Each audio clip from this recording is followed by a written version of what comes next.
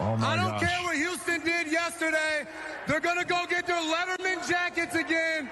The Indianapolis Colts are 2-6 against the Titans since Pat McAfee came up here and did his wrestling announcement. And the Jacksonville Jaguars, they haven't had back-to-back winning seasons since I was a senior in high school.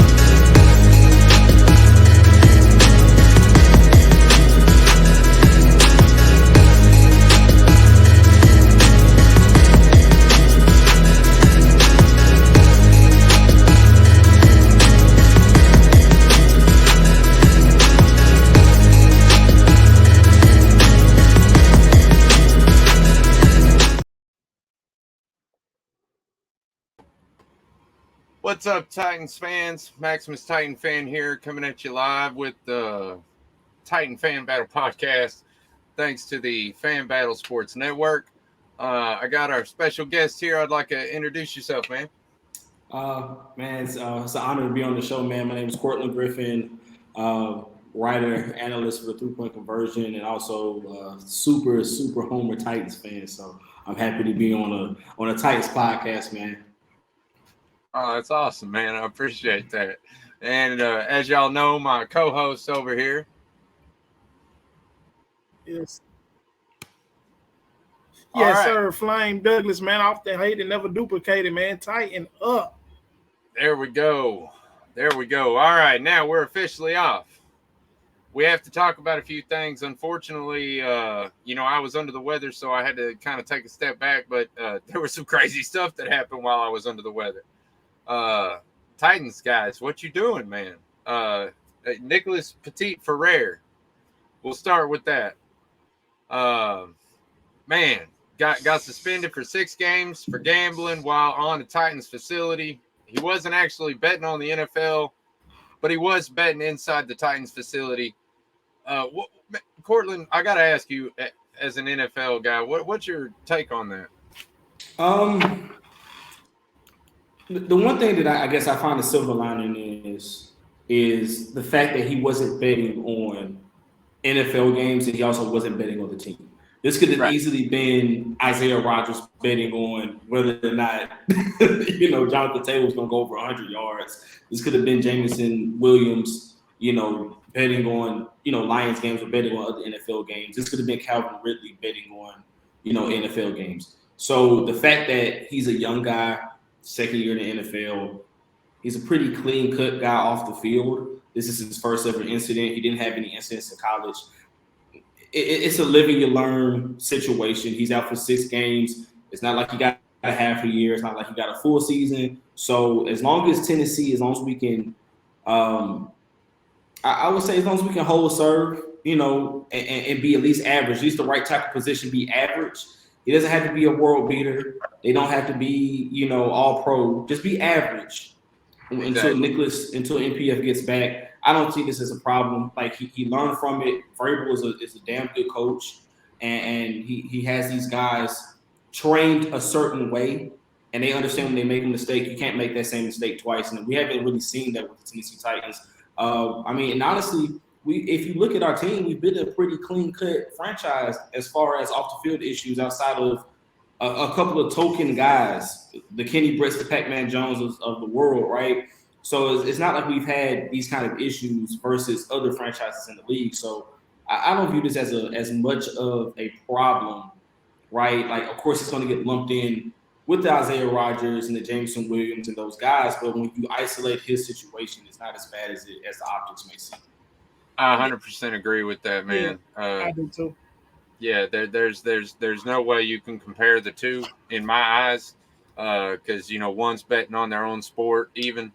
And another thing is, I read. I wish I could remember where I read it. I think I read it on ESPN, but they did like a test or a a survey of the players of the understanding of the rules about gambling, and I think something like 70% of them didn't pass that test or didn't quite understand exactly what the rules were or how they worked.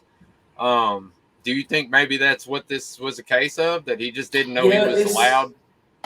It's part of the league. Like, so when you put new rules in, right? And this is the kind of the issue that I've had with the league. They implement new rules. You go to the off-season, managers meetings and things of that nature, owners meetings. You pass all these rules, and we don't take time, and I say we, fans included, right, to actually litigate these things and put the right verbiage in. So these guys understand exactly what they're getting into when they come into the season. Because as far as their understanding, it's legal. We can sports bet. I can go on my phone and I can bet prop bets, parlays and all these things, and there's no problem, right? Like this is not taboo anymore. I can bet and there's no problems, correct? But the NFL has now stated you can't do it inside of a team facility. Yeah, so if I'm in the parking lot outside of the team facility, or if I'm still within, let's say I'm connected to the team Wi-Fi. Like when I went to training camp, I was on the Titans Wi-Fi network. I didn't disconnect from the Titans Wi-Fi network until I was a mile and a half away from Baptist Sports Park. Yep. So if I'm at the stoplight at the end of Metro Center Boulevard, right, which is, if you're from Nashville, you know where that is. Yeah, for sure. And so if I'm at the end, if I'm at the stoplight and I'm still connected to the Wi-Fi, it's going to ping as if I'm at the Titans facility. I just think there needs to be some, these guys need to understand, like, hey, if you're going to bet, make sure you're off the premises, make sure you're not connected to anything team related, and make sure you're not doing it from anything team related. Don't do it on the team plane. And this is also, I feel like this is where team brass and front office guys come in and say, hey guys, as far as I'm concerned, as long as we are in this NFL season, I don't want you going on Caesars, DraftKings. I don't want you to have nothing to do with sports bet. Because if we can keep our guys clean and on the field, then we're fine. You make millions of dollars. You're not going to miss out on a couple grand here and there, a couple $100 here and there. Really, they just need to just take the apps off their phone, man. Just take it all off your phone. Hey, off season, that's your time to gamble, man. But not at the facility either. Right. You got basketball, you got baseball, you got hockey when you ain't playing football. Yeah. All year round, right? You got college football when you're not playing football to go do all the betting you want. But as far as in the NFL, as far as the Titans are concerned, I do feel like Rand Carthon, Mike Vrabel, and those guys are going to probably put something in place to kind of keep our guys out of the league's office when it comes to these betting issues. I agree with that. Sure. Flame, you have anything to add to the MPF issues? Man, I just hate it. I mean, I do agree that it's kind of small. It's not as big as a lot of Titans fans making it. I hate it happening because we started over with our offensive line, which was, like I say, was the worst part of our team last year. Our offensive line was definitely our weakness. And, we need these guys to gel. These guys, this is going to be these guys' first year playing together. So, I mean, it's not like he can't practice or anything. So, he's still going to be there with the team. He's just going to miss those first 4 games. And I think we'll be all right. I hate it happened to NPF because I did say I expect him to take the biggest leap up from everybody who played last year. So it's kind of unfortunate. But like you said, man, he'll be there.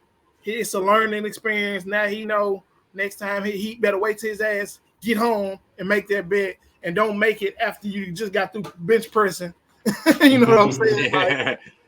Yeah.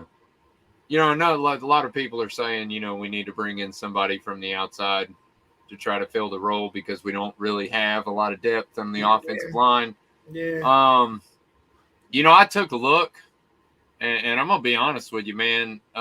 There's only really 2 or 3 big names out there, but they're not really names anymore, if you ask me.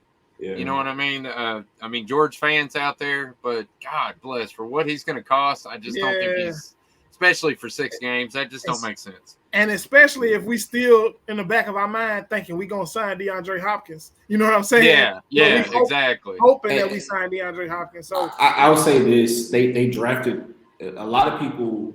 If you know, right? I'm pretty sure you guys know. I'm a draft guy. So I look at everything pretty much in depth. And on this Titans roster, there was one guy who was a 2nd-round grade. And I wasn't the only draft expert that had him as a 2nd-round grade, and that's Jalen Duncan. Had he not injured the hamstring and didn't have the ankle issue, the foot issue at the combine, this is a guy that they were saying was going to be an early day 2 pick. You got him in the 7th round. 6th round, sorry. You got him in the 6th round. Yeah.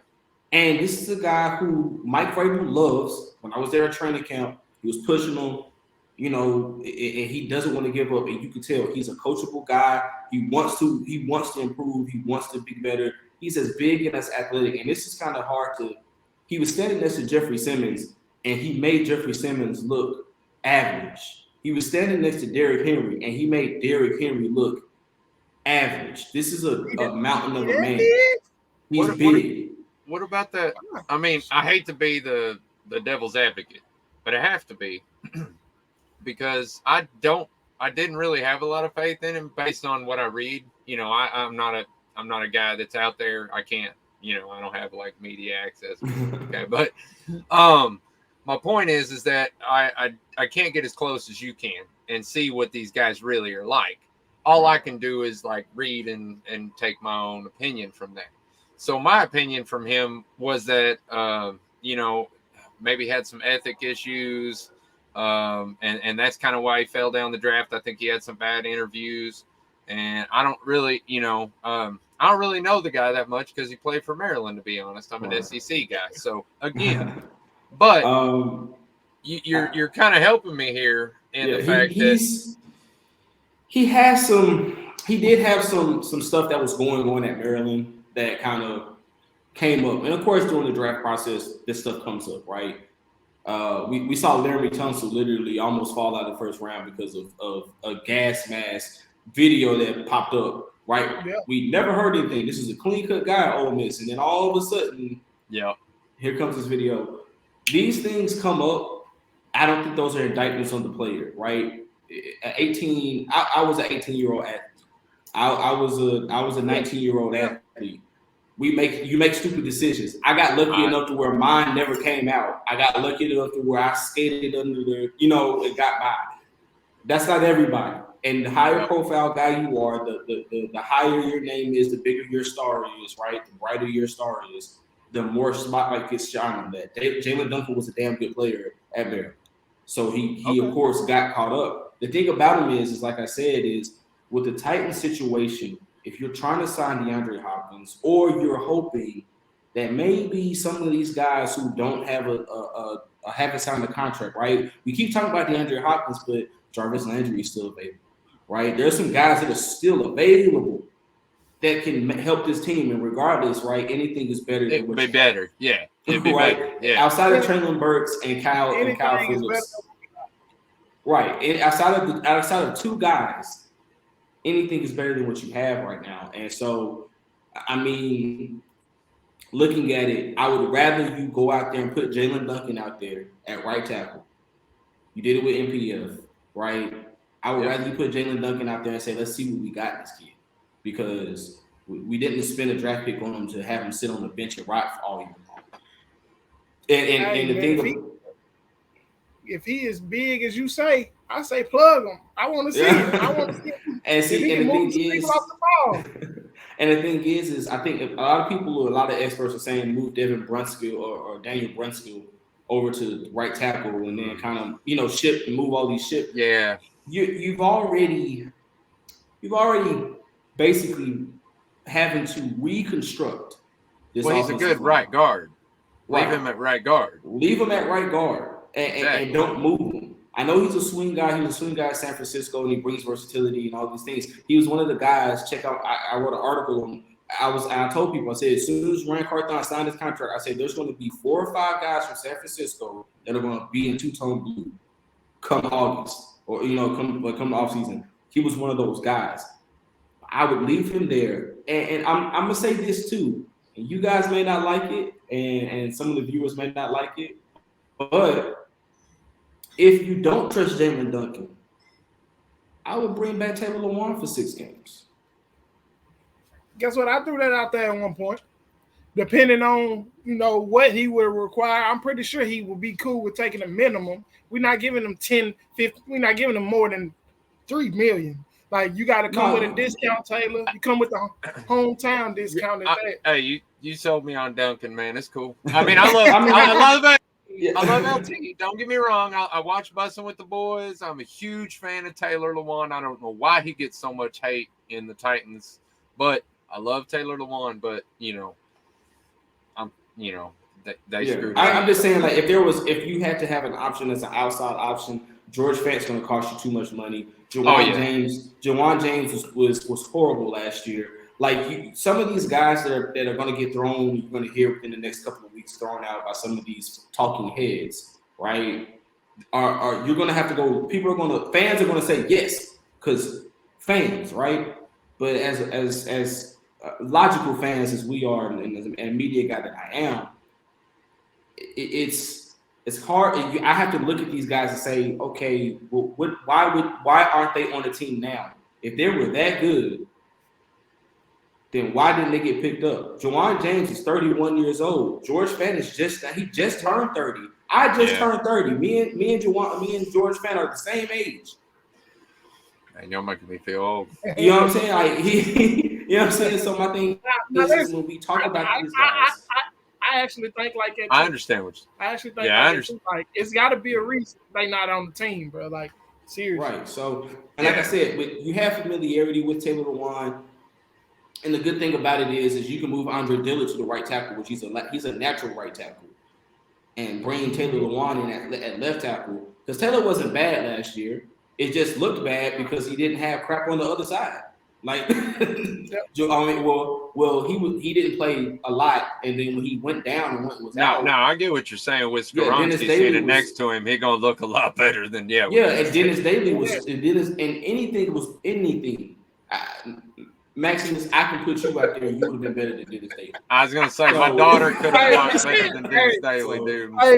I told Max, man, it was at one point, bro. I just wish they put Jeffrey Simmons out there instead of Dennis Daly, man. It can't get no worse, bro. Like it could get no worse than that guy, man.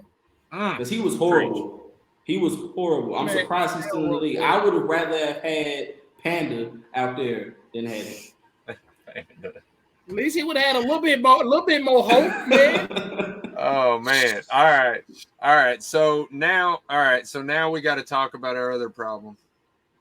If you notice, I switched because this is a much more heinous problem. Allegedly, I'm gonna say that first. Okay, all this is alleged. Okay, I don't know none of this, but allegedly, Hassan Haskins. Well, he was charged with assault by strangulation, which why even have that? Why even have that definition on it? You can't add. She was charged too, though. Oh yeah, for sure. But I mean, and let this be a lesson to all you young players and young fellas. Just period. Okay, ladies. I'm married, so I have to be careful. But ladies will make you do crazy stuff. Okay, ladies can get in your head and make you do really stupid stuff that you would never normally do just because you're a dude and she's a chick and you like them. Okay, and that's a case of what happened here. I think dude lost his head, wasn't thinking straight. Obviously, he put his hands on a woman, and I don't condone that in any kind of way, if allegedly he did. But if all this is true, in my opinion, he's off the team. What's your opinion? I I said when I first seen it, I was kind of hoping this was one of those shock value headlines. And then, of course, talking to some guys who knew a little bit more on the inside, it was a lot worse than I thought. And so, with him being such a young guy, second season in the league, or I think it's his third year in the league, it's sad. But he might find himself out of the league. We've seen this precedent set. Unfortunately, and I hate to bring it, he's the guy that's synonymous with it, and I hate to bring his name up. No, you gonna say it, Ray Rice. Ray Rice. But he's changed, and I'll the reason say I it say for that, you. yeah, the reason I say that is because I've met the guy in person. He's not a malicious guy. He's changed. He's done so many things to advocate and change his image, right? So that's why I hate to kind of bring his name up being synonymous. Hainsworth is one of those two. I mean, he never did anything crazy like that, but Hainsworth was he had a bad with the thing. But yeah, even I mean, I've been talking to him online and stuff. I've been watching his Instagrams. If you watch his video, I mean, he's a changed. People make stupid mistakes when they're young, just like you said, man. I made stupid mistakes when I was young too. Yeah, but I mean, Hassan is a good player. Solid guy, a Vrabel guy, and it just sucks that he got into this trouble. The one thing that I will say is he has a silver lining, kind of a out here, right? Vrabel does like him. He is a good guy. He hasn't. This is not something that he's exhibited. Another guy like MPF, clean cut guy off the field. This is his first ever incident. Now, could he end up off the team? Yes. Conventional wisdom says domestic violence. The weighted situation and the heightened ferocity of the situation, right? But for lack of better terms, it says he's going to be released, right? Yeah. To me, I know this. I'm probably skipping ahead here. To me, the question is it doesn't hurt the team? Not really, right? You got two or three guys. You got two or three guys on this team that are pretty good, are pretty solid guys, and you just drafted Tajay Spears, who slots in. I know. No, go ahead, Flame. I'm sorry, man. Go ahead. No, BT just he just said. No. Go ahead. We was reading the comment. I know, Max. I know you saying is it gonna hurt us? And I kind of feel like it wasn't really gonna hurt us until Max made it. He brought it up how much he attributes to the special teams. Like Max told me, the guy did he lead the league in tackles on special teams, Max? No, he led the team. The team. Okay. I think he had 17 tackles on special teams, and he was really high in kick return average, though. He did have a really nice kick return average as far as the league goes. Hopefully Tajay Spears can take all that now. So yeah, and here's the thing: I don't know if they're going to put Tajay. Well, he was working some on punt return.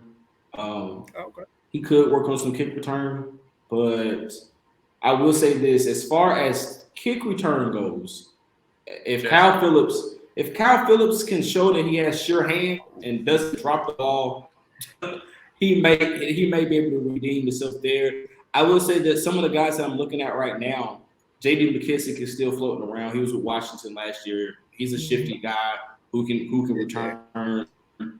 He's if you're looking for not a wide receiver, but a dual threat back who can still have something left in the tank, Giovanni Bernard is still out there. If Dontrell is healthy, I can see us bringing Dontrell Hilliard back. He was solid. Okay. All right. So yeah, you're making there's a plethora of guys out there that can take that spot, but that's worst case scenario that Hassan is released. I don't think he's going to be released. Like I said, conventional wisdom says he's going to be released because of the situation. But knowing Vrabel and knowing how they kind of deal, the Titans kind of deal in their own little capsule community type, kind of deal. If he shows that, hey, this was a one-time issue, it was a slip of judgment, I'm remorseful or whatever, he could still find himself on this team.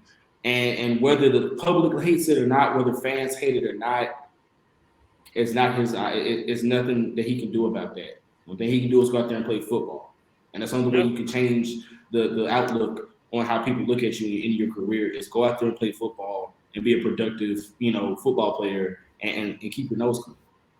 Well, honestly, what I was just reminded of was Jeffrey Simmons.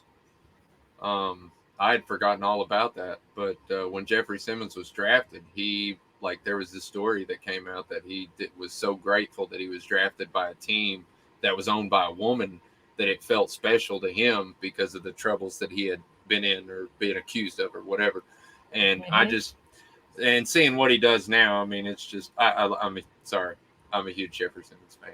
Yeah, same. I was so happy and relieved. The breath of the sigh of relief when he signed his extension was. Dude, that's all Carthon had to do this year.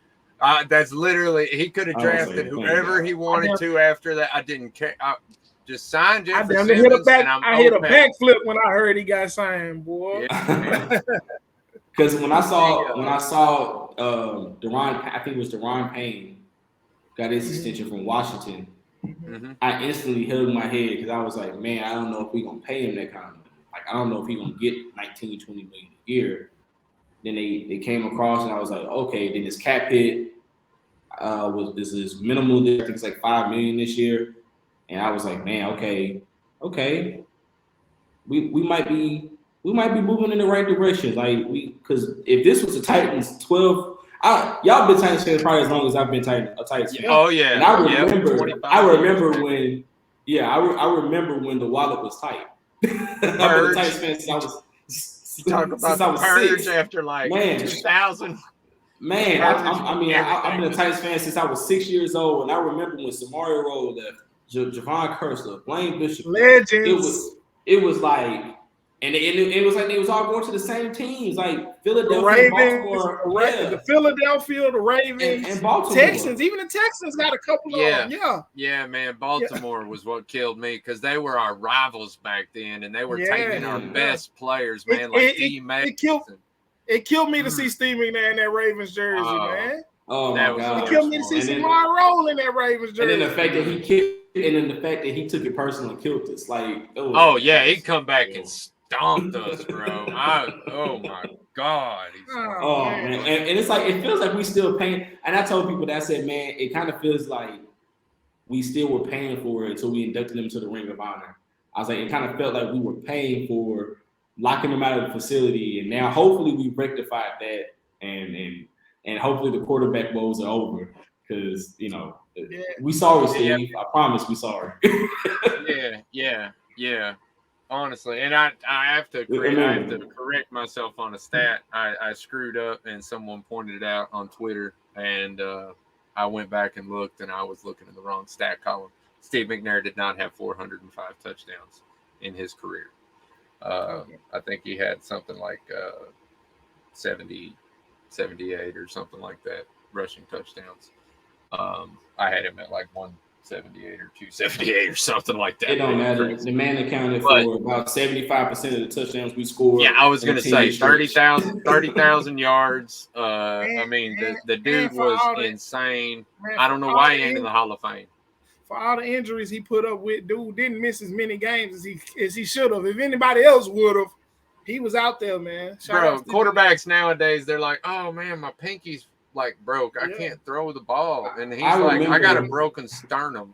I remember my mom, because Dr. Elrod was the team doctor for years when we first came to Tennessee. My mom worked at St. Thomas. So I remember as a 6-year-old kid, my dad, we going to take my mom to, lunch or something, or going to pick her up from work.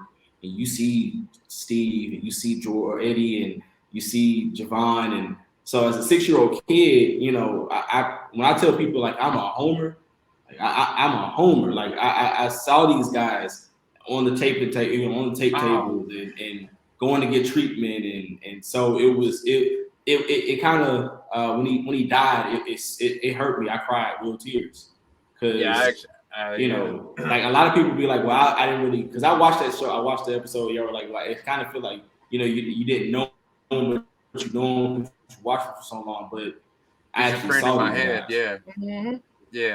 But I actually saw these guys Eddie George. I shook Eddie George hand. I remember taking a picture with him as a kid. So these guys are are more than just football players to me. They were almost like Yeah. family because they were up there all the My time. peoples, so, yeah. like they're more than just football man. players to me. All right, so basically, this is kind of what we do.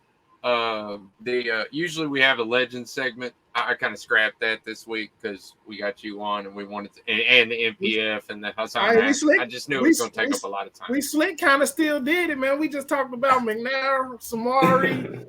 We still got our I was gonna say we did. Yeah, I mean, I can name if y'all want to. We can. I can name some dudes off the top of my head. What we usually do, we usually pick an offensive and a defensive player, and we talk about their stats, and I tell you what though, and remind the kids how much of beast they was because they just became Titan fans a couple years ago. But I tell you what though, in the spirit of our Legends segment, Legends. Sorry. Then let's special teams. Let's give some love to special teams. Each one of us right now, sit there and think for a minute. Who's your favorite special teams player in the Titans era? Oh man, I got 3 of them, and it's kind of tied for me. I got 3. You got 3? I got 3. Pac-Man Jones. I got 2. I got 2. I can say was my favorite. Pac-Man was one of my favorites. Okay. He was electric, man. He was one of those guys that even though he was also a shutdown corner for his time when he was healthy, you put him back there on punt return, kick return, and it was he cut left, cut right. People talk about Devin Hester, but I'm like, go back and watch Pac-Man in his prime. There's a reason they called him Pac-Man. He was like that. I'm gonna say the best for last. Mark Mariani was another one, man. I loved Mark Mariani. I love Mark Mariani. I loved him. But I'm gonna give some love to a guy, arguably the greatest receiver the Titans have ever had, number 85, Derrick Mason. A lot of people don't remember that he was a return ace before he was a receiver. Before he, because Kevin Dyson and he's still wideouts ain't gonna get back in and do that return. Derrick would get back there, return a kick for 45, go catch you one, go give you 2 receptions for 30, and set you up for Eddie George touchdown. He was a rare guy. Sure. I love that guy, man. And it sucked that, of course, he went to. Yeah. It sucked that he had to end his career in Houston, but Yeah. We haven't talked about that. Titans, man. Well, that was the old Titans. We didn't want to pay our players, man. He definitely should have. He definitely should have been on the Titans. I gotta go, Mark Mariani. I mean, that was one of the. That dude, he'd take it to the crib, and then I like Pac-Man. But I'm gonna tell you one player that we had on special teams that I had so much hope for, but he didn't really pan out. Man, I just wish Adoree Jackson would have been a little bit more better than he was. Yes, I thought that dude was gonna be the best kick/punt returner we ever had. His first couple of returns got called back, and it's like he never was the same after that. Man, if he could have stayed healthy. I was gonna say he was a little small.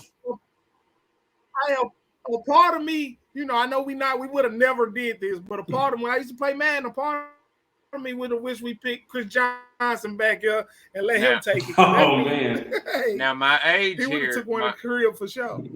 My age here is going to show a little bit, and I'm sorry about that.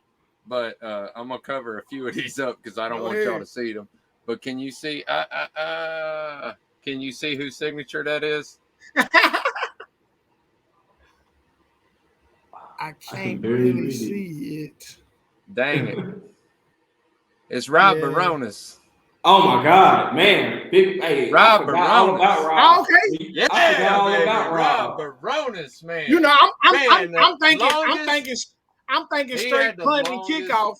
Yeah, that's what I was thinking. I'm thinking guys who get the ball. He had the longest kickoff for forever in the NFL. Held that record forever in the NFL with like a 62-yarder or something like that. Yeah, it's just the Colts. That was the Colts. And he was the number one scorer I never for the Titans for a long time. I can't remember who beat him. I think he still holds the record. Does he still hold that record? He might still hold that record. Yeah, that Rob Baronis, man. Dude. Man, RP to Rob, man. Yeah. I'm gonna throw two out there. I'm gonna throw two more out there, man. Honorable mentions, man. Kirk Heinrich was for sure. The original number 15. He was so clutch at punt. Before Brett Kern. Yeah. Before Brett Kern, there was CH, man. Brett Kendrick. Yeah. And then Darius Raynaud, man. Darius Raynaud for a short time. He was dangerous. And since he was dangerous. And since we talking about kickers, besides Rob Baronis, y'all might sound crazy, but I don't know why I like this guy so much. He was clutch to me. My favorite kicker, besides Rob Baronis, was Joe Nedney, man. People sleep on Joe Nedney, man. Joe Nedney was kind of. I thought you were gonna pop off with Suck Up, man. Man, oh, hey, Flame Joe Nedney, man. Hey, now I'm sorry if you're going old school. Gary Anderson, Al Del Greco. Okay, I'm gonna say Al Del Greco can't be seen in Nashville for a while. No. No Al Del Greco. Yeah, no, man. I'm surprised they didn't burn the number 3 out of. I was gonna say, I'm surprised we didn't retire that number just so nobody else could wear it. Wear it, man. Oh. Sorry, you brought back some bad memories. I mean, somebody was trashing on me on Twitter the other day and like showed me that 54-0 on New England, and I was like, "You bringing back bad memories? You making me mad." Trauma, man, trauma. All right. So, hey, good legend segment, guys.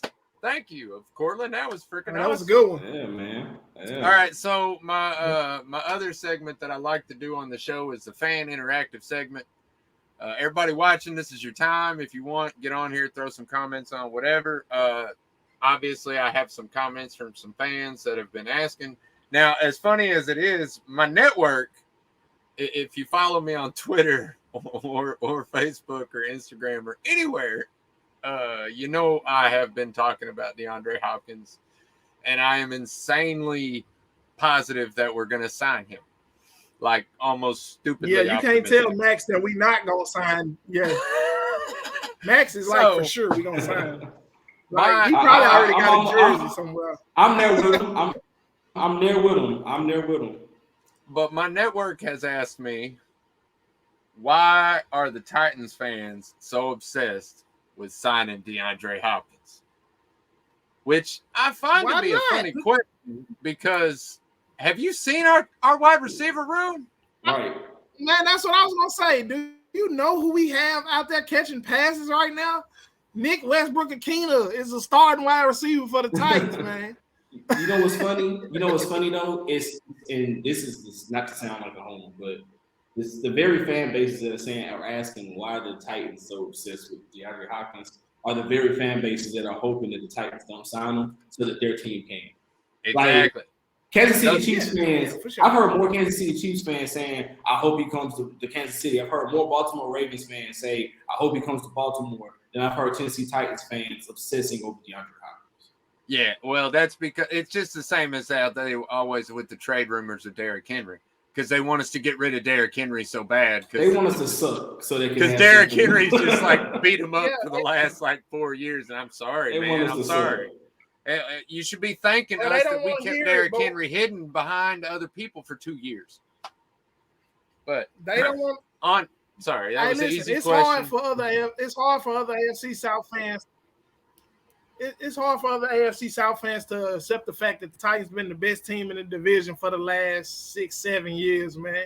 That's a hard one to swallow if you're a Colts fan or Texans fan or Jags fan, man. So they want us to go back to the depths, the pits. So, but it ain't gonna happen, man. Right. And outside of VT, I'm pretty sure Houston fans would hate to see him wear Oilers blue.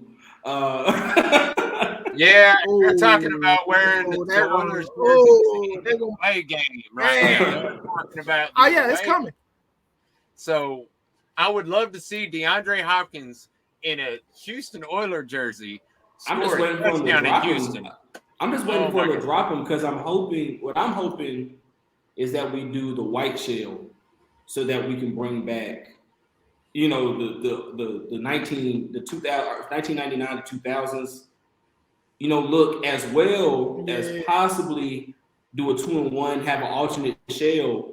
Because I saw this concept online. It was Derrick Henry, but it was the white helmet with the flames. It was just the flames, not the fireball. Just the flames going the side of the helmet. I seen that. The white helmet. I was like, that was lit. I would love to have that as an alternate helmet, just as an alternate helmet with the uniform we have now. Yeah, I agree. That would have been lit. I'm a big sword guy, so I love this. I love the sword, and I wish that they would bring the sword more into the mix of it. So that's where I'm at. I wish they would bring the. You don't like the flaming thumbtack? But I do. I mean, yes, I like the flaming T and all, but I like the sword, man. I'm a sword. See, I like or what? I'm backwards, see, but you know what? I saw when Rand Carthon. I got me one right here. I gotta get You see, I gotta. Me and my wife we gotta get a house and then I can. You know, it happens, man. Yeah, I'm in transition too. Yeah, this is a small area. But I have been seeing more of just the T hats. Like it's just a T, like a cursive T. Yeah. And Rand Carthon had one on at camp, and I seen it, and I was like, that one kind of tough too. But it also made me think, man, teams don't do stuff without reasoning behind it. So it kind of made me wonder, like. Are we gonna get some tweaks? Yeah, we're gonna get some tweaks to the uniform because that T is nice. I don't know. I like simplicity too. It's soft, it's soft. You're gonna make me go look that one up. I hadn't seen that T hat. Yeah, no, it's not. At his press conference. It's just a basic T. Like it's just a it's just like it's got like a little curl on it. Little tiny curl on it. But and he's got them in different colors too. Like if you see him did you watch the promo video? I think in 2 or 3 different shots in that. I think 2 or 3 like different navy times blue with the white. He had the white with the navy blue. Red. He had the white with the It was. I was impressed. I was like, I see you. I see you, Rand. Yeah, and he I have to say that, by the way, you know, because John Robinson, you know, no offense to stuck up. I don't know what to say. Blue collar people. I don't know. I've never been a preppy guy. I've never cared much of what I looked like. So I've never been a preppy guy, but I'm not a blue collar, white collar, or whatever. White collar. You're not a white collar guy, right? Thank you. Yeah, I'm messing it all up. I appreciate you being here for me, Courtland. But yeah, dude's got some threads, man. Like he kills when it comes to dressing, man. And when he showed up at the draft. The shoe game is ridiculous. I'm telling you. I'm a Jordan Nike guy, but I ain't want to stand next to him at camp. I was like, because the Carolina Titans, Carolina blue, like the kicks was. I was like, oh, okay. Hey, look, what you got over there? I don't want to be embarrassed. That Navy's nice, man. I'm telling you. And I like him, dude. He carries himself with so much. It's rare that you see like John Robinson when he first came. It was like, man, John Robinson. Because we were so used to crap. Yeah. So right, Floyd Reese. Yeah. Right. I remember. You know, so when you see Rand, it's the smile, it's the way he carries himself, the energy, right? He just got a whole And you can tell the team picks up on Vrabel very well. This team is very much so like Vrabel has his hands in his team. And so when people say like he's not a top 10 coach in the NFL, I'm like, I don't know what coaches who you ranking. Because this dude is he's easily top 10. And he might be top 5. But when I look at Rand Carthon and how he approaches free agency, how he approaches players, how the players talk to him, he's been there before. He's been in the NFL locker room. So he's bringing that to this front office. And the guy, like I said, the guy is so polarizing. I'm excited to see because this is just year 1, and he's having to clean up the dumpster fire. So I'm excited to see next year when he gets a full season as the GM, what he's going to do. It's going to be fun. I agree. It's gonna be fun. When he's going to have a lot of money to play with, he ain't got I think approximately 125 million as it sits right now. Yeah, we're gonna have a new stadium, man. Come on, we finna be new stadium. Approximately 125 million, could be more. You need to have. Come on, listen. Seriously, because come on, DeAndre Hopkins. We need. Because I said this on Twitter, and people tried to pack me up. But I said, think about it. If I'm DeAndre Hopkins, I'm signing a 1-year deal for whatever you got left. 6 million, 5 million, 7 million, whatever it is, 1-year deal. And then next year, when I show you who I am, and I'm still DeAndre Hopkins, I'm still 10, 15. Yep. Oh yeah, hey, give me that 20. Give me that $20 million a year because it ain't gonna put a dent in you, right? You still got $100 million roughly to spend. You can go rebuild another defense or another offensive line with $100 million. Give me 3/4 of AJ Brown, and I'll give you $20 million, straight up. And that's another thing too. People need to quit hating on AJ just because we want DeAndre. That you can't. Those two together, I mean, again, you can't compare. That's apples and oranges. Yeah. I mean, DeAndre Hopkins DeAndre Hopkins, if he retired today, is going to camp.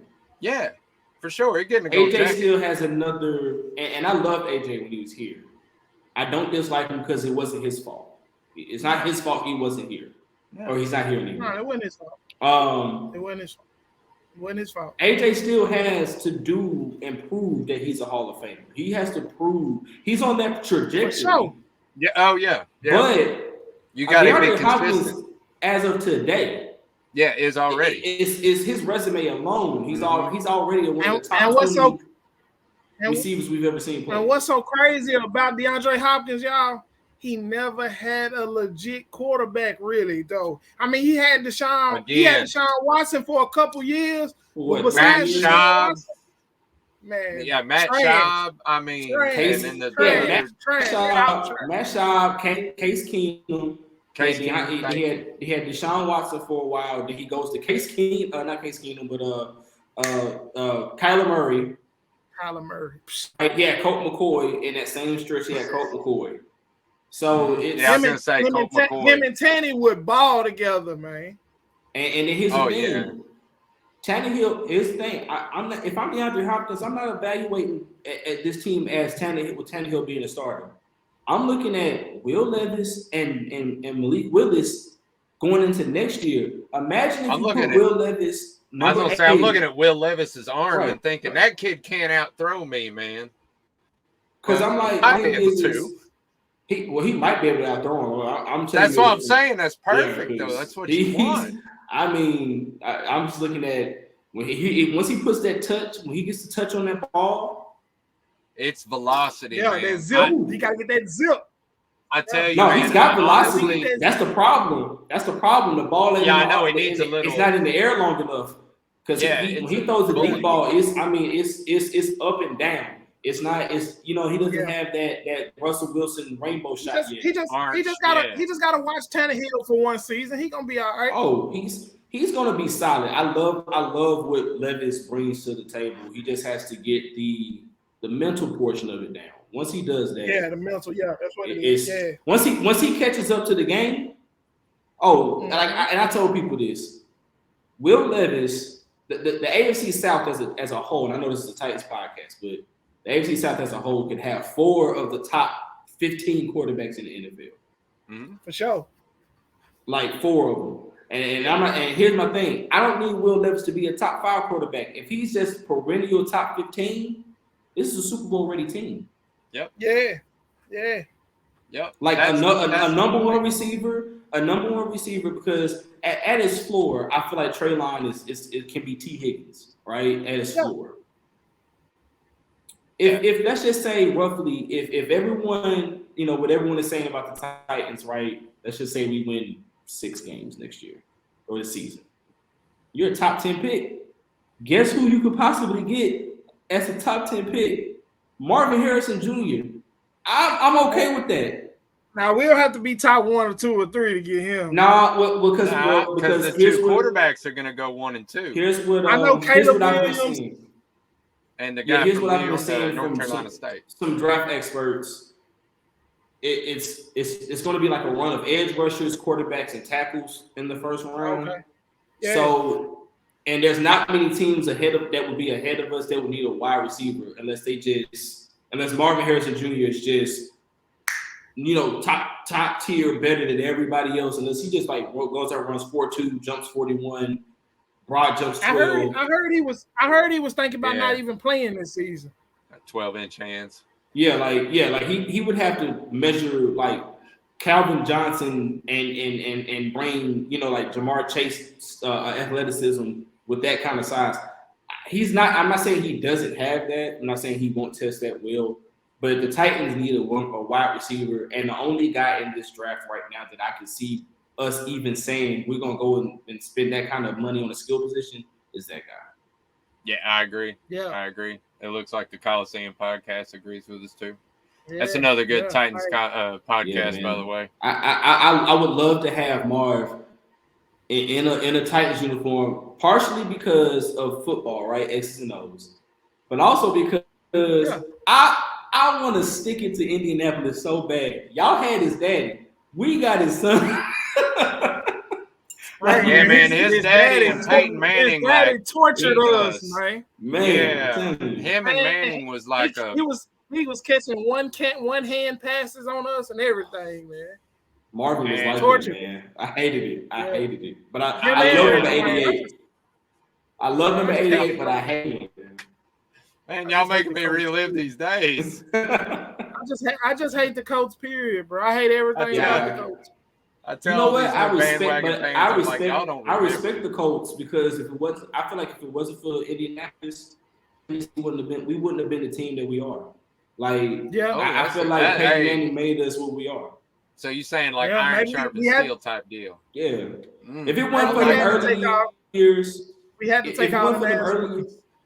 Yeah, if it wasn't for them early years of going against Jacksonville, going against Pittsburgh, right, and then Peyton Manning having a battle against Peyton Manning for the better part of 15 years, I think we probably we would have been complacent with being second, third in the division. No, like he made the Titans hungry to go. Hey, we got to beat him because to get to where we want to be, we got to beat him. So I appreciate Peyton Manning. When he went to Denver, I was excited. I was like, man, the Colts gonna suck. They sucked for a season, and then number 12 came before, and I was like, and then Andrew Luck came in. And he came, and we ain't beat him not one time. One time. But since then, they have had no luck. Since Tannehill came, we've been smacking that ass. I'm just saying, since Luck, they haven't had a quarterback. It's almost like the curse of the Luck. You know what I mean? Man, they did. They also did him dirty. It was their time. It was their time to go through the quarterback carousel like all the other teams got to do. They got blessed with Peyton Manning, then turn around and get Andrew Luck. They didn't have to search for that next franchise quarterback like we all got to go through. And here's the crazy thing, right? So John Harbaugh and Mike Tomlin, I think it was 2 years ago, they were like they were like the Tennessee Titans are our AFC North team. They were like they play like an AFC North team. To me, that's high praise because it shows you where we came from. People forget we were in the AFC Central. That's the right. The Browns, the Colts, and Pittsburgh were our rivals. We didn't know who the Jacksonville Jaguars were. Yeah, they weren't a team. Yeah, we didn't know who they were. So it was, and that's not a knock on Jacksonville because they ended up becoming a rival because of Mark Brunell and Kenny McCardell and Jimmy Smith and those guys later on. But that AFC Central playing against Cleveland and Pittsburgh and Peyton Manning was hard, man. That was a hard fought, and the fact that our first year we go 13-3. Mm-hmm. Come on, Clarence. On me all the time. Clarence. Jags fans don't care if Titans. Hey, pull that back up, Max. Ain't scared of a 31-year-old wide receiver Jags fans to get don't care if separation. Titans. Who He's y'all saying got to be DeAndre scared Hopkins of, ain't. Clarence? He's saying DeAndre Hopkins wouldn't be enough to scare a Jags fan. Man, listen, Clarence, y'all was scared of D-Hop even when y'all had Jalen Ramsey. And now y'all don't even have a cornerback that's close to Jalen Ramsey. They better ask somebody what DeAndre Hopkins do. It's a couple of players that have their best games when they go down to Jacksonville, and DeAndre Hopkins is one of them. Number 22 is another one. I was gonna say, big boy right here. Yeah, always number 22 is another one. I respect the Jaguars. I respect the Jaguars, but come on now, like let's be honest. Yeah, let's be real. Where are we sitting at? Yeah. Number 10 and number 22. I don't know what they do before they go down to Jacksonville, but them boys love it down there. Hey, you know why when they type out Duval, why they put all the L's on the end of it, right? Even in his short time, Sorry. Even in his short time here, AJ Brown embarrassed Jacksonville too. Everybody shits on Jacksonville. It's like you got to do that when you play for the Titans. At least once. Like at least once. Yeah. Like you got to shit on it. That's a Titan thing. Yeah. Yeah. What we got here? Yeah. Titans won all them divisions. Still in the boat with the Jags and Texans. Man, come on, man. Only one team gonna win the Super Bowl each year. Only one team can win the Super Bowl each year, bro. Like, at least we've been there. That's what I was just gonna say. And who did we beat to get there? Here's the thing, right? I think the Jags have been to 2 AFC. I think the Jags have been to 3 AFC championship games. So the Titans have been to 3. Yep. No, wait, we've been to more. No, we've been to 3. Been to 3. 2. We've been to 3. No, we've been to 3. We've been to 3. We've been to 3. We went to 99. We went to the Super Bowl. Hold on, we just went arguing with this dude. And we went with the Raiders. We played the Raiders in the AFC Championship. We played the Ravens. 2003. The Raiders beat us. Yeah, we played the Ravens, and then we also played the Bengals recently. And then we. We didn't play the Bengals in the AFC Championship. We played the Chiefs. We played the Chiefs. I'm sorry. We played the Chiefs. So we've been 3 times. Chiefs. Yeah. Wasn't the Chiefs, Ravens, Raiders, and Jags. Right. Chiefs, so we played. Chiefs, Raiders, we've been 3 times. The Texans are the only team in the division that have never been to an AFC championship. Nope. Only 2 teams in the division have ever have been to the Super Bowl, and only and one of them ain't never been at all. So, them boys finna waste Trevor Lawrence. Yeah, man. Like the coach did Andrew Luck. He going Sunshine. I don't know, man. Sunshine is kind of dangerous out there, man. I like him, man. Really? I like he him. fumbles. I call him Fumbles because he's got like butterfingers or something. Man, Sunshine different, man. I don't know. He been balling. He been balling. He had my respect since Clemson. I ain't gonna lie. I showed me in college he was the real deal. I really wanted to bring you on here, especially to ask you unbiased questions that I have. And go ahead. I'm sorry. We done got we an hour in and we done. No, but this is part of it. Okay, look, I got one for him. I got one for you, Courtlandt. Go for it. Honest opinion. No biasness at all. Where do you see the Titans? How many games do you see the Titans winning next year? If you can give us the closest guess. Oh man, unbiasedly, I'm looking at our schedule real quick. Yeah, see, me and Max did a show where we went game by game, and I came down with 7. I said 9 and 8? I said 9 and 8. Yeah, I think Max had us at like 11 and 6. I had us at 9 and 8, and that was honest. The Saints, week 1 against the Saints. That's a toss up because it's week 1. Yeah, it's a toss up, but I'll take an L. I'll take an L against the Saints. Okay. The Chargers. I seen us beat them because they ain't got no quarterback. Yeah, I can see us. But I can see it because of their guys are coming back healthy. I could see us unless our defense just comes out and play like I can do. I see us start 0-2. We could beat Cleveland. probably gonna lose against the Bengals. So we 1-3 to start the season. We'll beat the Colts. So 2-3 to start the season. We'll lose against the Ravens. Oh, you think so? 2-4. Yeah. Them weapons. I got them in the AFC Championship game this year. So this is yours. Okay. Man, this is my unbiased. This is my unbiased. Yeah, you do. My homeboy will be so happy to hear that right there. Wow. So I got us 1, 2, 3, 4, 5, 6. I got us 2-4 so far. We'll beat the Falcons because they're young. So 3-4. The Steelers is a toss up because we played them tough. I got us beating them because I don't think. Man, but that's in Pittsburgh and it's in Pittsburgh. So and it's Thursday night football too. We'll win that one. 4-4. We play good on prime time. Yeah, we'll beat the Buccaneers. I don't trust Baker Mayfield, so we positive 5-4.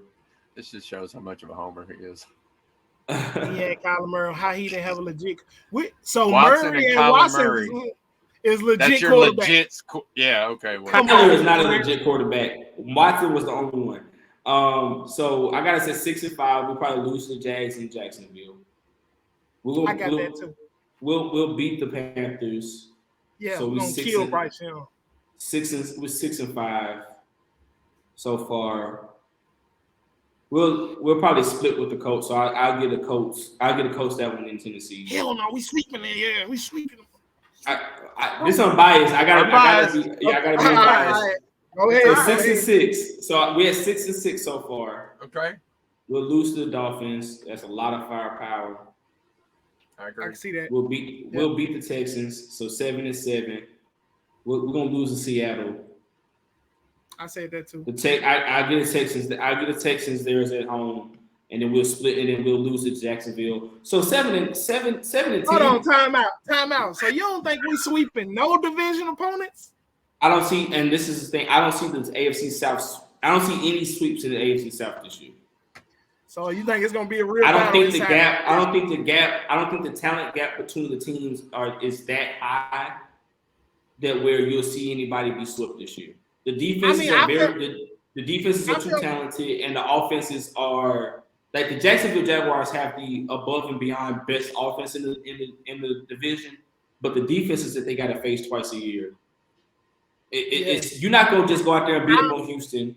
You're not gonna go out there and beat up on us. The only team. I agree with everything you're saying. The only team I had sweeping was the Colts, and the other team. Only way I see that happening is if Anthony Richardson somehow, some way has some kind of rookie gaffe of a mistake, right, against a veteran defense. I can't see a quarterback like Anthony Richardson beating the Titans. We usually beat the quarterbacks like him. If he can't legit stand in the pocket and shred out, take advantage of our weakness at corner, we'll beat him. But the one thing I will say is the one thing that scares me about this defense is we don't have that speed at linebacker we used to have. David Long ain't there no more. So you're depending on Monty Rice. We're hoping Monty Rice. How y'all feel about Aziz Shahir? They say he's fast. Aziz is fast, but he can only cover so much ground. Outside, yeah. So he's gonna be your coverage guy.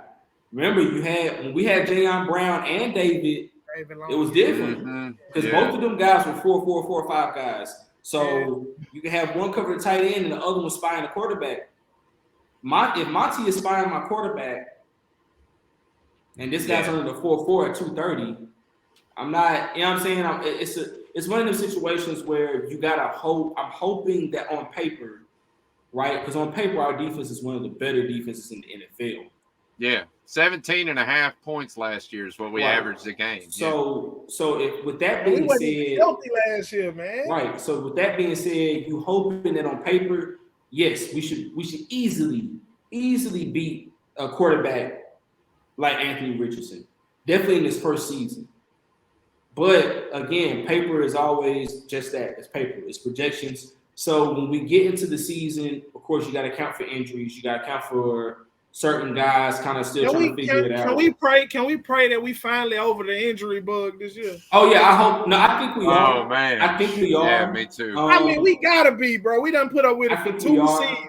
But the thing is what I want to see is the back end. I want to see how healthy the secondary stays because I'm not really worried about the linebackers. I'm not worried about the defensive line. Listen, I said it from the beginning. Our secondary is still gonna be a problem. As much as we want them to be good, that's still gonna be our weakness. Well, Fulton and Hooker are hurt a lot. Sean Murphy Bunting is solid. If Christian can give us at least 13 games this year. Time out. Stop right there. What you think Caleb Farley gonna give us? how you feel about this Caleb Farley thing? I'm gonna tell you the truth. Let him go. Hold on, I'm gonna tell you the truth. They don't bring in Sean Murphy Bunting if they had faith in Caleb Farley. Because they're the same guy. They're the same guy. They're literally the same guy. Like Sean Murphy Bunting is still on the team is long, because we athletic, have to pay him. Yeah, long, athletic, mirror cover guy. If Caleb Farley this year doesn't come out and show what made him a top 15 pick, or I'm sorry, a top 22 pick, he's gone this year.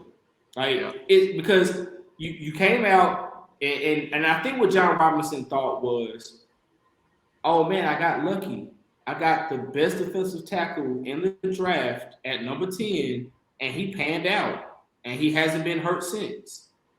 Now I'm going to do the same thing at corner. Man, Caleb Farley, man. Okay, like best quarterback in the draft. I can get him at 22. Why not? Yeah. And that was one of them. J-Rob dropped the ball. He dropped the ball. ACL, what John Robinson should have understood was an ACL and a back injury. Back problem. Same thing. Yeah, well, not only that, the dude didn't play in the COVID year, so he hadn't played football in 2 full seasons at all. And then he was injured. Bro, well, let me see. Out of the last 5 years, he's only played, I think, 7 games, I believe. Yeah. Mm-hmm. 5 seasons, he's only played 7 games. Let me ask you this, Courtland. Bro, first rounders are the players who win you the Super Bowl, get you to Super Bowl. And if we keep missing on first rounders, bro, that don't really hurt us immediately, but it hurts you 2-3 years down the line where they supposed to be done established themselves and been dominant players by now. It's really killing us. That's part of the reason. It's really killing us that Caleb Farley didn't pan out, bro. Like, it's killing us that he didn't pan out as a lockdown corner. And we still having to pay veterans like Sean Murphy Bunting to come in and play corner, man. I agree with you, but let me ask you this. But shout out to Roger McCreary, though. If he didn't have that $2 million, if he didn't have that rookie contract, $2 million where we have to pay him that, do you think that if we could cut ties with him and not have any money tied up anymore, would we cut him from the team? Oh, in a heartbeat. I say yeah. He gone. In a heartbeat. He been gone. Thank you, man. Thank you. All right. He's out of there. All right. All right. Because what you gotta think about is this. If you could cut a guy who ain't played but 7 games, right? And you open up a roster spot, yes. Like yesterday, I would have. Hey, don't even worry about cleaning your locker out. We'll send it to you. All right. So, we're gonna do one more question from the fans, and then we'll kind of wrap this thing up because I don't want to get too late. I don't know how late you want to stay on. Oh man, I ain't gotta work tomorrow. Neither do I. Kevin Beatty, I believe it. He said he's from Arkansas. Who do you see as a player ready to step up in a big role? Go ahead, Courtland. You take it. I'm gonna let you take it, Courtland. Yeah. For the Titans, I got two. I got two. Any position. I got 2 of them. Okay. And one of them is pretty obvious. I think Traylon Burks is ready to step up and be another one. Seeing him, talking to him, he's not the same guy he was last year, and in a good way. He's trim. You can tell he's been in the gym. You can tell he's worked. You can tell when he said, "I stayed here." Like when we asked, said, "Traylon, you look faster, look stronger." He stood at the podium and said, "I can breathe." you can tell, like, his last year, the breathing issues, being in Tennessee, like, people got to realize, you can talk about Denver, Colorado all you want. The humidity we got is when you walk outside in Tennessee, in Nashville specifically, 85 degrees feels like 100. Yeah, and this heat got weight to and it's it. wet. It's suffocation. It's got weight. It's got something over your mouth. It's got weight. So when I struggled with asthma as a kid, so I had to get used to it. So when I went and I left Nashville, I left Tennessee, and you go and play in games, and you like, oh, it's totally different. This is I can breathe. Okay, like it's different. So him coming from Arkansas, which is more dry, it's not as humid, and coming to Tennessee, where you walk outside and you ain't outside for 2 minutes and you already drenched in in sweat, right? It's totally different. So I think he can step up, be a number one. Like I said, I think his floor is being like a T. Higgins type number 2, right? That's his floor, but that's not a bad floor. Being a 1,000-yard receiver who can give you 5 to 7 touchdowns a year, that's not a bad floor.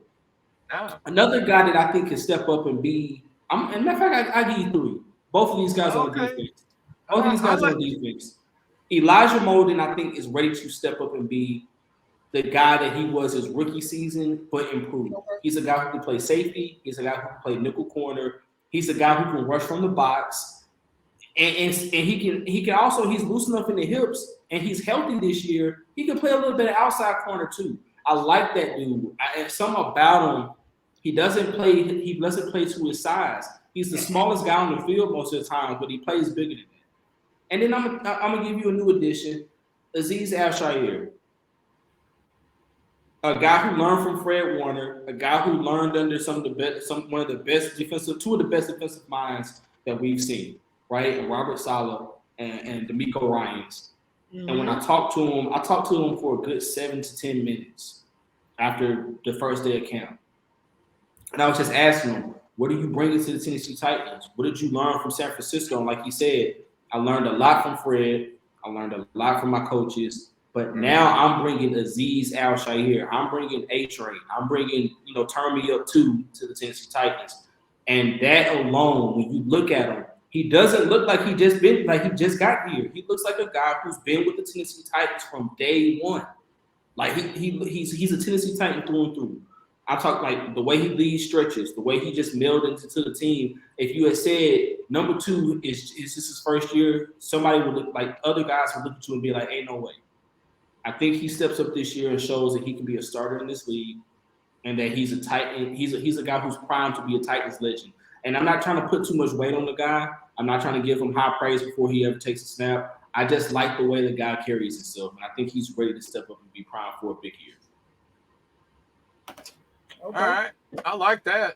Yeah, Flame, you want to go or you want me to go? I mean, I'm gonna jump in. Max, I say it all the time, man. The player I'm looking to make the biggest jump is my boy Kyle Phillips, man. I want to see that dude come and be the best slot receiver, the Wes Welker, the Julian Edelman. I think he got it. Amendola. Man, yes, sir. I want him to be. He put on muscle. He looks a lot bigger than he was. Yeah, he does. I heard him on the radio say he packed on some pounds, so he ready to take some hits.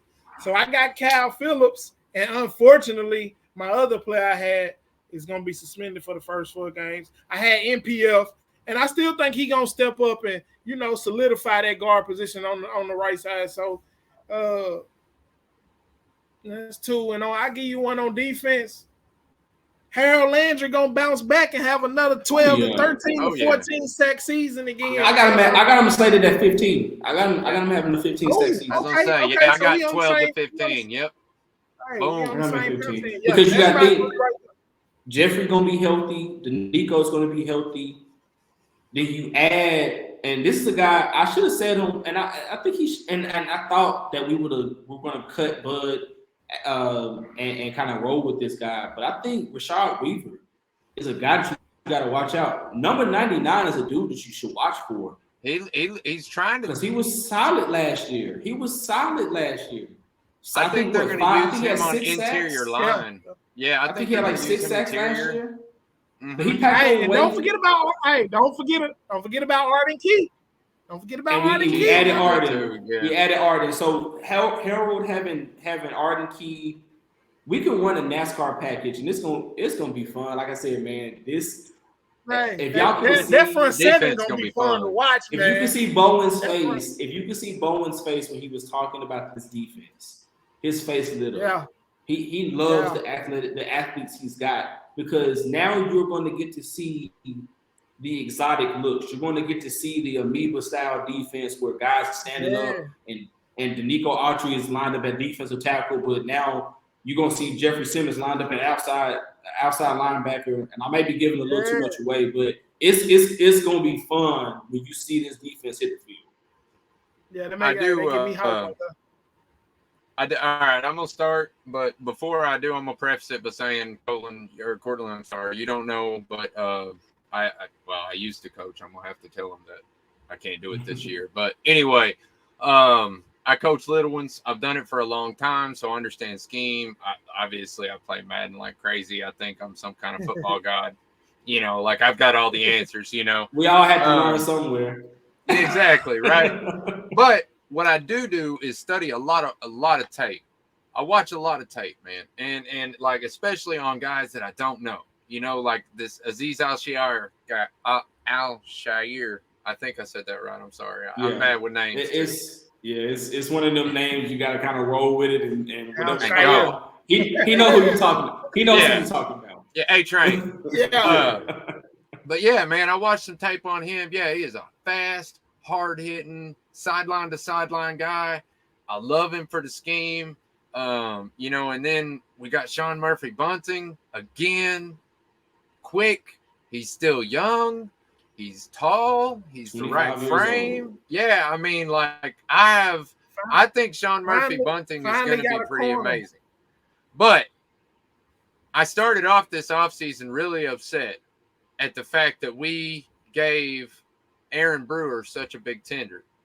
I didn't like Aaron Brewer. I was a big hater of Aaron Brewer. And that's because I got used to watching him at left guard last year.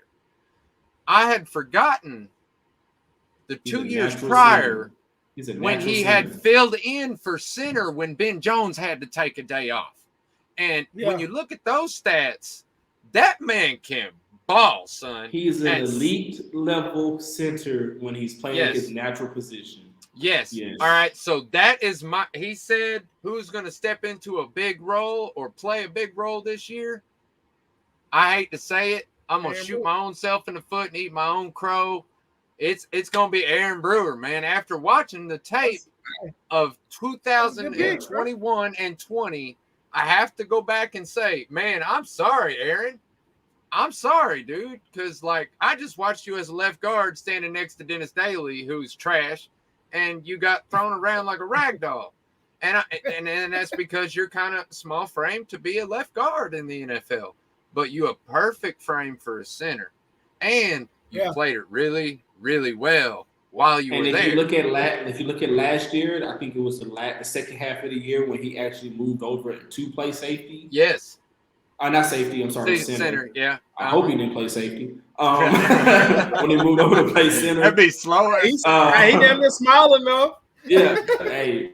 When he moved over to play center, our running rate actually went up, and the yards per carry went up. So he's a very good center. He's above average to elite.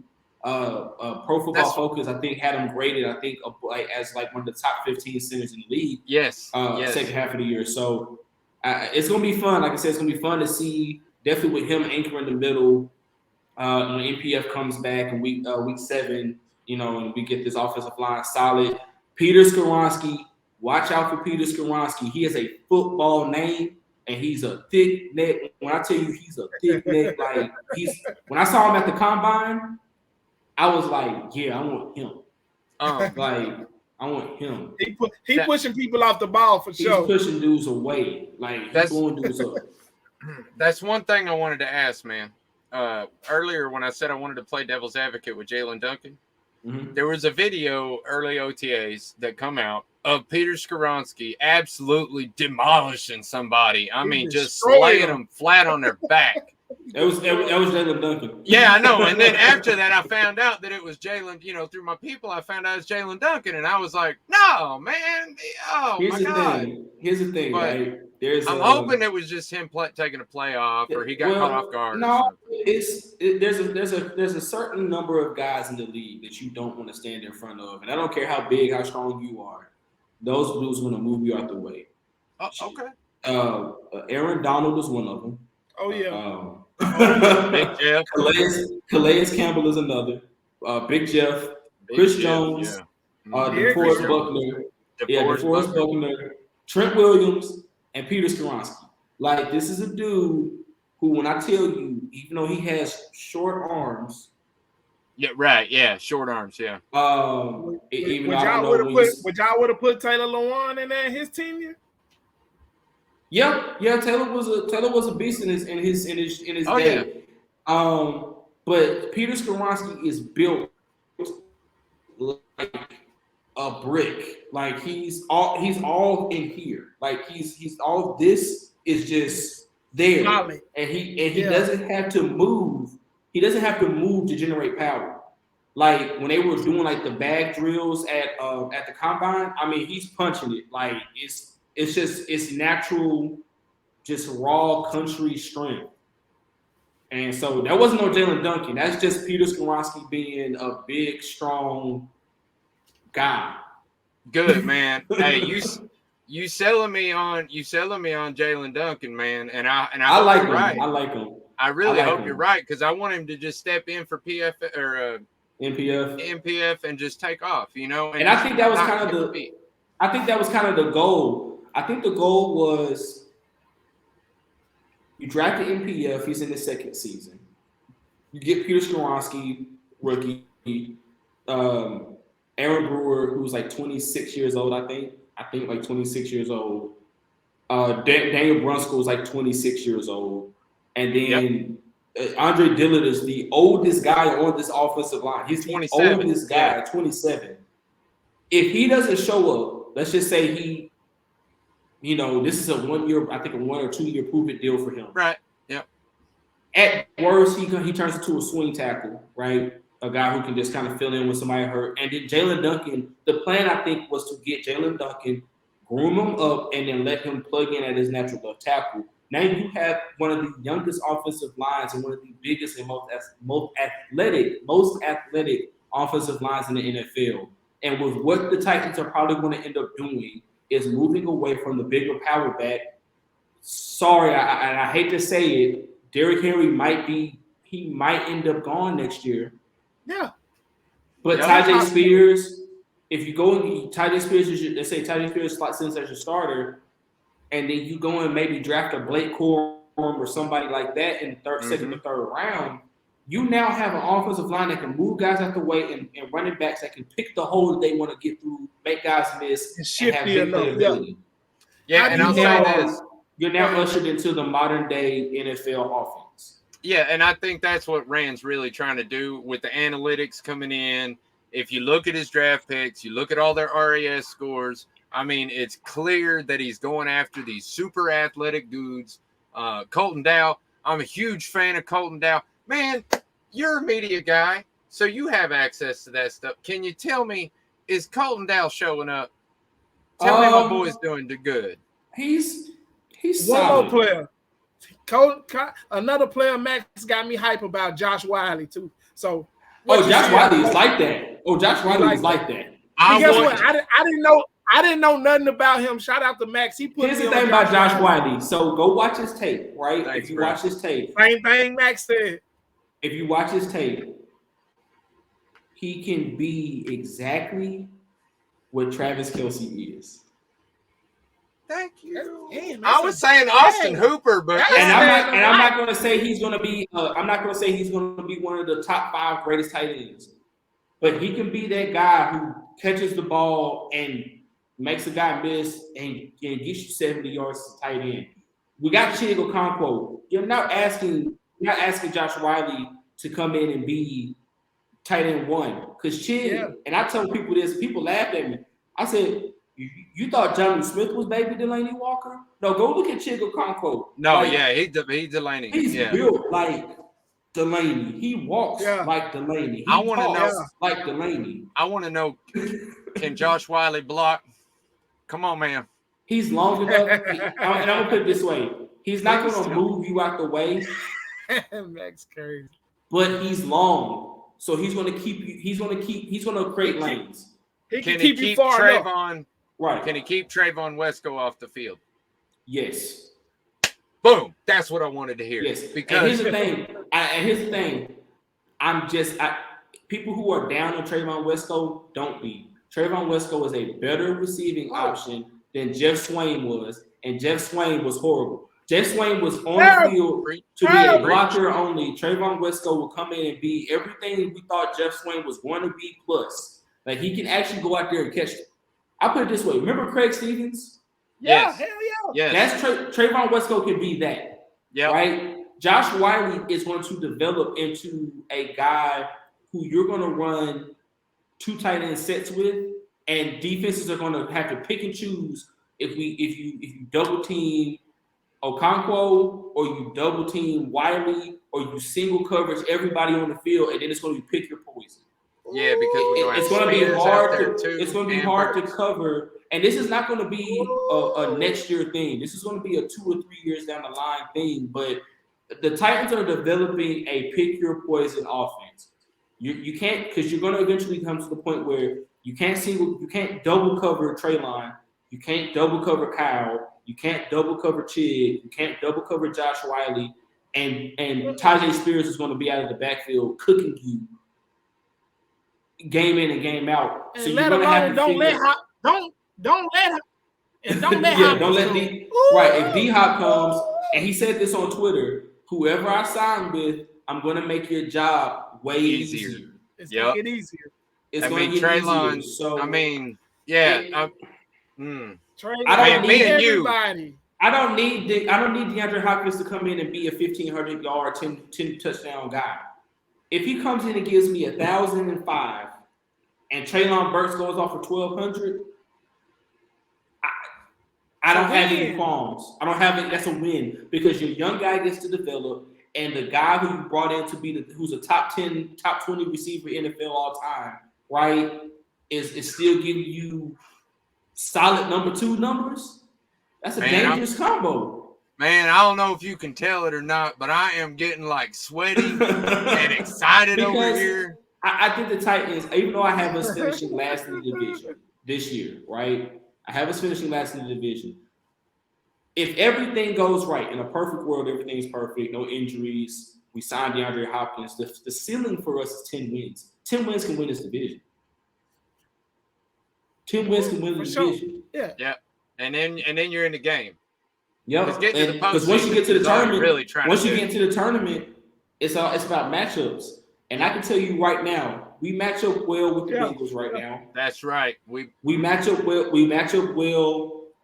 We still got I think still Kansas City still is going to give us some fits until we because it's Kansas City and it's Patrick Buffalo Mahomes. Give us. We match up well with Kansas City. We match up well with Buffalo. No, we match up well with Buffalo. 50, Buffalo still doesn't have a running game. Buffalo still doesn't have a running game. So they kind of we match up well with them because regardless of what they do, their quarterbacks are running game. Yeah, their quarterbacks are running game. So and we got some anvil droppers on this defense. That's why I don't. And we still have one in the top. We got one in the top 3. I'll go ahead. I'm sorry. Go ahead, man. No, you going. I was going to say people keep saying Baltimore a lot better than us too. I don't see that. Well, Baltimore is, and the reason I say Baltimore we're not a good matchup with Baltimore is because of what they added receiver wise. If they still had iffy receivers with just Mark Andrews and Hollywood, but Lamar passing the ball doesn't scare me. Like he can't beat us with just simply his arm. Like I don't care who they add. We say Lamar not gonna sit in the pocket and kill us. We say that, but they said the same thing about Jalen Hurts, and he got weapons. And last year, where were the Eagles? So, and I tell anybody this, and this is unbiased, right? This is Courtlandt the reporter now. Give any quarterback in the NFL a solid tight end, a solid running game, and 3 receivers that can get open, you're going to see your offense flourish. Yeah. I don't care. He could go from. It could be. You could put Zach Wilson as your quarterback. If I drop him in Philadelphia right now, he's at least a middle of the pack quarterback. Yeah. At least the middle of the pack quarterback. Yeah. He's not going to be what Jalen Hurts is, but he's at least middle of the pack. So, like I said, Tennessee. That's the one thing that we haven't had in a long time is 3 to 4 guys that can go get you a first down. When we did have those guys, we were 13-3 and competing for a Super Bowl. Absolutely. So, it's in the year that we had just a semblance of those kind of guys, we were in the AFC Championship game and we put up 27 points against the eventual Super Bowl champs. So that's right. The Titans are now in a situation where we're trying to build what Houston has got a head start because they were bad. They got a head start, right? Jacksonville was bad for 6 years. They got a head start. The Colts are the Colts and the Titans. It's our chance to be at the bottom and build our way back up. But I'm telling you, the rest of the AFC South, when we get there, as much as I don't like the Colts, it's gonna be the Colts and the Titans back at the top, duking it out for supremacy. Don't be surprised when we in about 2 years, 3 years, when these teams are back winning 9, 10, 11, 12 games. You said it, bro. I agree with you, man. Clarence don't, but that's all right. Clarence don't agree with nothing I said. Clarence is the delusional one. Yeah, I don't. And this is that. Like everything that I said is like not delusion. Like because my delusion. If you want me to get delusional, that's what. No, that's why I wanted we you can get on delusional because I can get delusional. Yeah, I can tell you Ryan Tannehill gonna throw for 4,540. I can. Hey, you can tell. Hey, man, Clarence, check out the halftime show, man. You'll understand what he's talking about. He goes around the entire NFL talking to every single division, talking to every single team about. I mean, this man knows what he's talking about. He's not just a Titans fan. He's an NFL fan. He just happens to love the Titans. Oh, I'm a Titans homer since I was 6 years old, man. So I love that. I love that. I honestly, I didn't know you were that big of a Titans fan, man. I'm a huge Titans fan, man. We're gonna have to see some games together this year. Yeah, man. My wife, she didn't understand until she took me to. I hadn't been to a game in 7 years.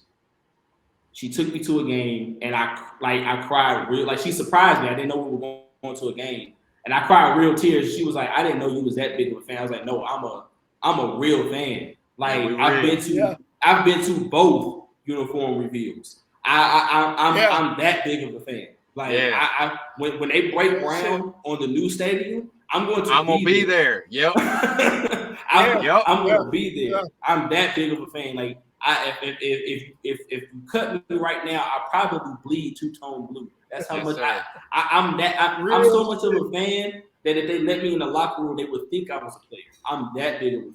Hey man, all right.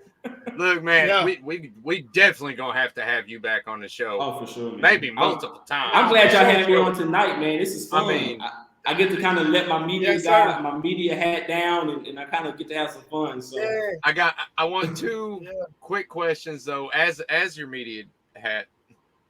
The Malik Willis hype, is it real? Yes.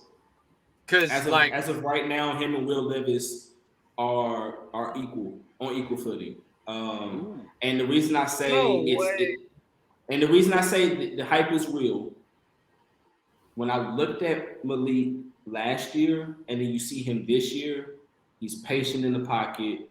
He doesn't have the jitter, happy feet. The feet, He commands the huddle. The guys rally around him.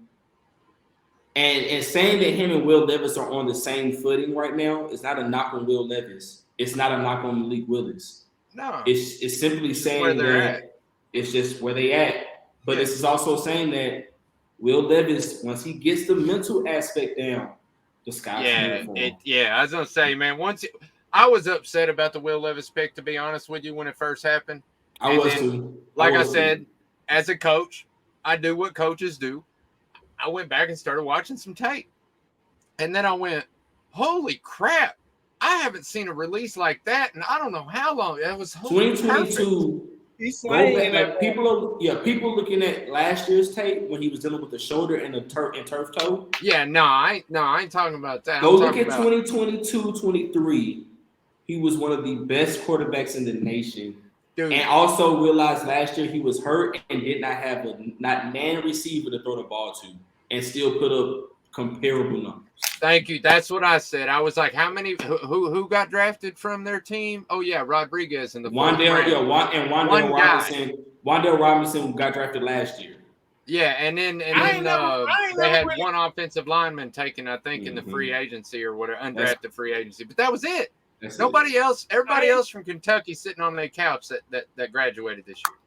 I ain't never really questioned Will Levis, but I honestly do got real big question marks on Malik Willis. Like, personally, I don't think that guy's ever going to be a starting quarterback in the NFL. That's just me personally. Well, even if he's not, right? You have a functional backup, right? Yeah, you have a guy who can run the system. So, like I said, I think the hype is real. The guy is confident as ever. I talked to him after the second day of practice. His footwork looks amazing compared to last year. He looks way better. But and his throwing motion seems faster too. When I talk to him, he's such a fun guy to talk to because he's so like when I talked to him, I said, "Man, like, what's the difference between last year and this year?" He was like, "Man, I had the game slowed down for me, you know." And he's still the same guy. Doesn't make the same mistake twice. A sponge. He's in Tim Kelly's ear. He's in Ryan Tannehill's ear. He's in Will Levis's ear. If you had to pick one of them as a starter right now, you going with Malik Willis? Ooh, that's tough. If it's just him and Levis, that's Levis right now. That's tough. I'm gonna go with Malik, just based off of Malik knows the offense and has had a year in the NFL to process things. Okay. So he's seeing how fast people move. And I'm just going off of what gives me the best chance. If I'm looking at what gives me the best chance to win games, Malik gives me the best chance to win games. Now, if they're both on equal footing, right now, if they're both on equal footing mentally, give me Will Levis all day. Yeah. But as of right now, from what I've seen, I'll take number 7. The other question I had for you, man, and then we really do have to we're almost at 2 hours. The other question I had for you, man, was as a fan and for other fans out there, they used to have the practices open to the public, at least 2 to 3 every season before COVID. Yeah. Then once COVID happened, they quit doing it. And then like last year, I think they did it, but they only did it for season ticket holders. Is that right? Yeah, it was only season ticket holders. Are they going to continue that, or is it going to maybe open? Do you have any ears on that? I think they're going to start opening practices up to fans again. When we were there at training camps, they kind of had some fans there on like the last day of training camp, or mandatory mini camps, I should say. So it could open back up. It's around the league right now. It's a touch and go thing right now. Because COVID is still a thing, it's not as big of a threat as it was, but it's still a thing. And the NFL, it's not the Titans as much as it's the league. Okay. So, because I love the Titans caravan too. I don't know. Yeah. You know, if you're a Nashville guy, a lot of people don't know about it, but I'm a Nashville guy. I'm a Nashville guy. So they kind of go to all.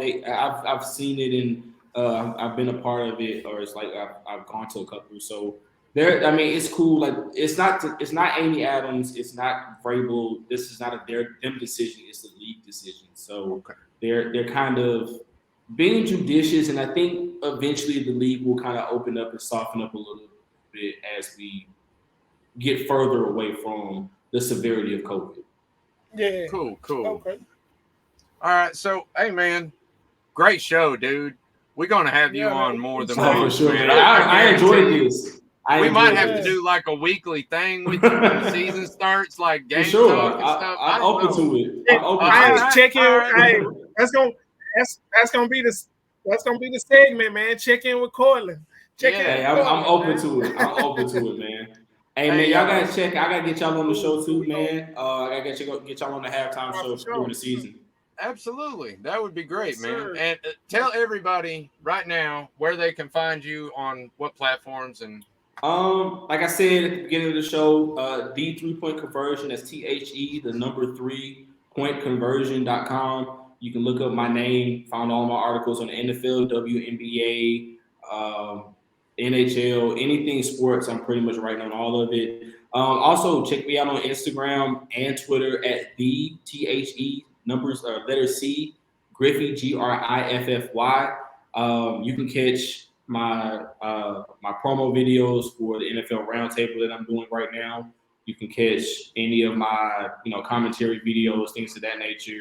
On Twitter, I'm pretty much anywhere there's sports. If there's sports talk, I'm in there. That's where I found you, bro. If there's Titans talk, I'm in there. If it's NFL talk, I'm in there. If it's NBA talk, I'm there. If it's Yankees talk, I'm a Yankees fan. I'm there.